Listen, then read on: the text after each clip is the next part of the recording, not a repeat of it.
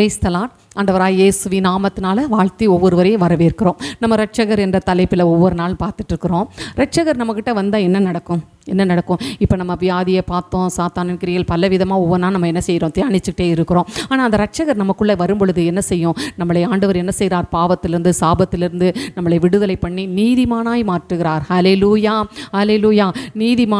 நீதிமான் விரும்புகிற காரியம் அவனுக்கு கொடுக்கப்படும் என்று சொல்லி நீதிமொழிகள் 10:24 சொல்லப்பட்டிருக்க. அருமையான பிள்ளைகளே, நீங்கள் எதை விரும்பிக்கிட்டு இருக்கீங்க? ஹல்லேலூயா. கர்த்தரிடத்திலிருந்து கர்த்தர் நமக்கு வந்து என்ன செய்கிறார்? மேலானவைகளை நாடுங்கள் என்று சொல்லி வேதம் சொல்லுகிறது. பூமிக்குரியவைகள் அல்ல, மேலானவைகளை நாடுங்கள் என்று. மேலானவைகள்னா எதுன்னு சொன்னால், நான் ஆவிக்குரிய கர்த்தர் என்கிட்ட என்ன எதிர்பார்க்கிறார், அவர் என்ன விரும்புகிறார், அதை செய்கிறது தான் நீதிமானுடையது. நம்ம வேதத்திலிருந்து கூட நோவாவுக்கோ கர்த்தருடைய கண்களில் கிருபை கிடைத்தது என்று சொல்லி பார்க்கிறோம். கிருபை எப்பொழுது ஒரு மனிதனுக்கு கிடைக்குதுன்னு சொன்னால், அவன் நீதிமானாக இருக்கிறான். அந்த ஊரில் இருந்த எல்லாருமே என்ன செய்தாங்க? பாவம் செய்து எல்லாம் பலவித பெண் கொடுத்து குடித்து வெறித்து வேசித்தனம் பண்ணி பல அசுத்தமான கிரியைகளை அந்த காலகட்டங்களே செய்திருக்கிறாங்க. அருமையான தெய்வ பிள்ளைகளே, தான் கண் போன இடமெல்லாம் போய்கிட்டு மனசு விரும்புகிறதெல்லாம் செஞ்சுக்கிட்டு அவங்களுக்கு என்ன செய்தாங்க? பலவிதமாக இருந்தனால ஆண்டவரே என்ன செய்கிறார்? இந்த உலகத்தை வந்து என்ன செய்ய முடியல, இந்த உலகத்தின் மக்களை வைக்கவே கூடாதுன்னு அவரே சினங்கொண்டு என்ன செய்கிறார்? அழிக்கிறதுக்கு அவர் நினைத்தாராம். அதில் வந்து பாருங்களேன், ஒரே இது எல்லா மக்களும் ஒன்னித்து பாவத்தில் இருக்கும் பொழுது அதில் ஒரு நீதிமானாய் கண்டாராம். ஹல்லேலூயா. நீதிமான் செய்வதெல்லாம் வாய்க்கும் என்று சொல்லப்பட்டிருக்கிறது.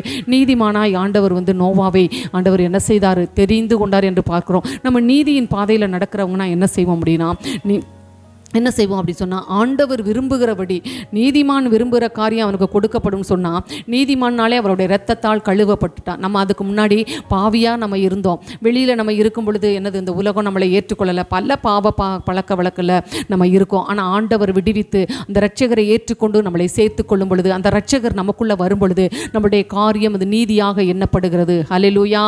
ஆபிரகாமனுடைய விசுவாசம் அவனுக்கு நீதியாக எண்ணப்பட்டது என்று சொல்லி, அப்போ நம்ம இந்த உலகத்தில் வாழும்போது எந்த ஒரு மனிதனையும் நம்ம என்ன செய்யக்கூடாது? பெரிதாய் சார்ந்து கொள்ளக்கூடாது. கர்த்தர் சொன்னதை அப்படியே செய்ய வேண்டும். ஹல்லேலூயா. நோவாவை நீதிமானாய் கண்டபடியினால அவன் குடும்பத்தை மாத்திரம் ரட்சிக்க அவர் வல்லமை உள்ள தேவனாய் இருந்தார். அருமையான தேவ பிள்ளைகளே, இன்று ரட்சகர் நம்மை தெரிந்தெடுத்துக்கிறார். அவர் தான் நம்மளை வந்து என்ன செய்கிறார்? நம்மளுடைய குடும்பத்தை, நம்மளை ஆண்டவர் வந்து தெரிந்தெடுத்து நம்மளை ரட்சிக்க வல்லமை உள்ள தேவனாய் வந்திருக்கிறார். நம்ம என்ன செய்யணும்? ஆண்டவருக்கு பிரியமானவைகளை செய்யணும். உலகத்தில் அவங்க பண்ணுறாங்க, இவங்க பண்ணுறாங்க, அந்த பாஸ்டர் பண்ணாங்க, இந்த பாஸ்டர் பண்ணாங்க, இவங்க அதெல்லாம் இல்லவே இல்லைங்க. வேதத்தில் சொல்லப்படாத எந்த ஒரு காரியத்தையும் செய்ய முற்படாதீங்க. கர்த்தர் நம்மகிட்ட என்ன எதிர்பார்க்கிறாரு? அவர் வந்து என்ன செய்யணும்? அவர் நம்மகிட்ட என்ன எதிர்பார்க்கனா, நீங்கள் புறப்பட்டு போய் சகல ஜாதிகளையும் சீஷராக்குங்கள். அதற்கு வேதாகம கல்லூரியில் போய் கற்றுக்கொள்ள வேண்டும், நிறைய கற்றுட்டு வரணும், அப்படியெல்லாம் இல்லை. ஒன்று என்னென்னா, சீஷர்கள்லாம் எந்த வேதாகம கல்லூரிக்கும் போகலை, எந்த வந்து பைபிள் ஸ்டடியும் கற்றுக்கொள்ளலை. ஆனால் நம்ம பைபிள் ஸ்டடி கற்றுக்கொள்கிறது நல்லது. வேதாகம கல்லூரியில் போய் அநேகமாக வேதாகமத்தை அலசி ஆராய்ந்து அதிகமாய் கற்றுக்கொள்வது நல்லது. ஆனாலும் இயேசுவை தன் சொந்த இரட்சகராய் உள்ளத்தில் ஏற்றுக்கொண்டாலே போதும். ஆண்டவரே, நீர் தான் மெய்யான தேவன் என்று நீங்கள் ஏற்றுக்கொள்கிறீர்களோ, அந்த இரட்சகர் அன்னைக்கே உங்கள் வீட்டுக்கு ரட்சிப்பை கொடுக்கிறார். நீங்கள் ரட்சிக்கப்பட்ட அன்னைக்கே நீங்கள் என்ன செய்கிறீங்க? நீதிமானாய் மாறுகிறீங்க. நீதிமான் விரும்புகிற காரியம் அவனுக்கு கொடுக்கப்படும். எந்த ஒரு நீதிமானும் என்ன செய்ய மாட்டான்? எல்லாருமே அழிக்கப்படும் பொழுது தன் குடும்பம் அழியணும்னு சொல்லி யாரும் விரும்ப மாட்டாங்க. அதனால தான் ஆண்டவர் சொல்லாமையே அந்த ஒரு மனிதனுக்கு ஆண்டோடைய கண்களில் கிருபை கிடைத்ததுனால குடும்பம் முழுவதும் ரட்சிப்புக்குள்ளே வந்தது. அந்த இயேசுவின் பேழைக்குள் வந்தாங்க. இந்த நாளிலே அவர் எப்படி பேழையை கட்டுவதற்கு அந்த காலகட்டங்களில் ஆண்டவர் நோவாவுக்கு கட்டளை கொடுத்தாரோ, இன்னைக்கு இயேசுவின் பேழைக்குள்ளே நீங்கள் எல்லாம் வாங்க. இயேசுவின் பேழைக்குள்ளே நீங்கள் வந்துட்டீங்கன்னா குடும்பம் முழுவதும் ரட்சிக்கப்படும். அல்லேலூயா. எத்தனை பேர் வந்து என் கணவர் ரட்சிக்கப்படலை, மனைவி ரட்சிக்கப்படலை, பிள்ளைங்க ரட்சிக்கப்படலை, நான் அதனால் என் குடும்பத்தில் எனக்கு சங்கடமாக இருக்குன்னு சொல்லி கவலைப்பட்டு இருக்கீங்களா? கவலையை விடுங்க. நீங்கள் ஒன்று கர்த்தருக்கு பிரியமாக இருங்க.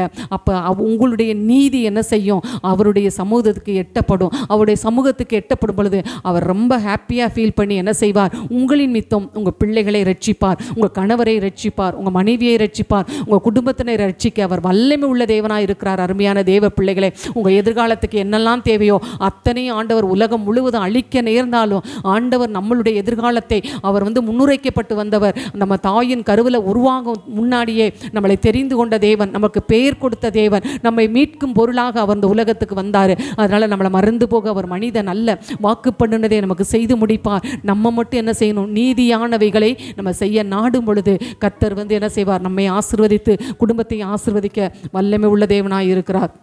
கர்த்தர் நீதிமானை ஒரு நாள் என்ன செய்ய மாட்டாராம். நீதிமொழிகள் 10:3 நீதிமானை பசியினால் வருந்த விடார் என்று சொல்லப்பட்டிருக்கிறது. கர்த்தர் என்ன செய்ய மாட்டாராம், நீதிமானை ஒரு நாளும் பசியினால். கவலைப்படாதீங்க, உங்களுடைய நீதியை விட்டு நீங்கள் விலகிறாதீங்க. கர்த்தர் நன்மையான ஈவுகளை தர வல்லமை உள்ள தேவனாக இருக்கிறார். அல்லேலூயா, ஸ்தோத்திரம். நீதிமானின் சந்ததியை தழைக்கும் என்று சொல்லப்பட்டிருக்கிறது. நீதிமானுடைய வாய் ஜீவ ஊற்று என்று சொல்லப்பட்டிருக்கிறது. நீதிமானுடைய சிரசின் மேல் ஆசீர்வாதம் தங்கும் என்று சொல்லப்பட்டிருக்கிறது.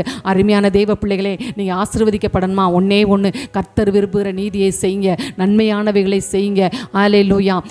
அவங்க செய்கிறாங்க, அதனால் நானும் செய்கிறேன், அப்படி இல்லை. கர்த்தர் உங்ககிட்ட என்ன எதிர்பார்க்காரோ அதை அவருக்காக நீங்கள் செய்யும் பொழுது, அவர் உங்கள்கிட்ட எதிர்பார்க்கிற நன்மைகளை அவருக்காக நீங்கள் செய்யும் பொழுது, நீங்கள் கர்த்தருடைய பார்வையில் உங்களுடைய பாவங்கள் நீங்கி அவருடைய இரத்தத்தினால் நீதிமானாய் நம்ம மாற்றப்படுகிறோம். இரத்தத்தினால் நீதிமானாய் மாறுகிற நம்ம ஒவ்வொருவரும் நம்ம விரும்புகிற காரியம் நமக்கு கொடுக்கப்படுகிறது வேதம் சொல்லப்படுகிறது. அருமையான தேவ பிள்ளைகளே, கர்த்தரை நீங்கள் ஏற்றுக்கொள்ளுங்க. உங்கள் குடும்பம் முழுவதும் ரட்சிக்கப்படும். நோவாவின் குடும்பத்தை ரட்சிக்க கர்த்தர் பேழையை உண்டு பண்ணது போல நம்ம குடும்பத்தை ரட்சிப்பதற்கு இயேசு கிறிஸ்துவாய பேழைக்குள் நாமளும் நம்ம குடும்பமும் நம்மளை சார்ந்த அநேகரும் இன்னும் நமக்கு தெரிந்த அநேகரை அந்த பேழைக்குள் கொண்டு வர நம்ம விரும்புவோமானால், நீதியான காரியங்களை நடப்பிப்போமானால், கர்த்தர் ரட்சிக்க வல்லமை உள்ளவராக இருக்கிறார், மீட்கு கொள்ள வல்லமை உள்ள தேவனாக இருக்கிறார். நான் செபிப்போம். எங்கள் அன்பின் பரலோக பிதாவே, இயேசு கிறிஸ்துவின் நாமத்தினால நாங்கள் செபிக்கிறோம். ஏசப்பா, ஆண்டவரே, அப்பா, எத்தனையோ பிரயாசங்கள் பட்டு ஒன்று அகப்படலன்னு இருக்கிற பிள்ளைகளை ஆண்டவரே நீர் கண்ணோக்கி பாரும். ஆண்டவரே, அல்லேலூயா, அவங்க செய்கிற காரியங்களை கர்த்தர் ஆசீர்வதிங்க.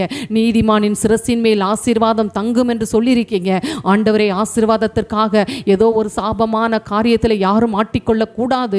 ஆண்டவரே, பிசாசின் தந்திர காரியங்களை மாட்டிக்கொள்ளக்கூடாது. இயேசுவின் நாமத்தினால அவங்க நீதியிலே ஒரு எல்லளவும் பிசக்காதபடி நீதியை பின்பற்றி ஆண்டவரே உம்முடையத்திலிருந்து அவங்களுடைய ஆண்டவரை கத்தாவே ஆசீர்வாதத்தை பெற்றுக்கொள்ள ஒவ்வொருத்துக்கும் கிருபை தரும்படி இயேசுவின் நாமத்தில் செபிக்கிறோம் நல்ல பிதாவே, ஆமே. ஆண்டவராகிய இயேசு கிறிஸ்துவின் நாமம் மகிமைப்படுவதாக. CDM AG சபையின் சார்பாக உங்களை வாழ்த்தி ஆசிர்வதிக்கின்றோம்.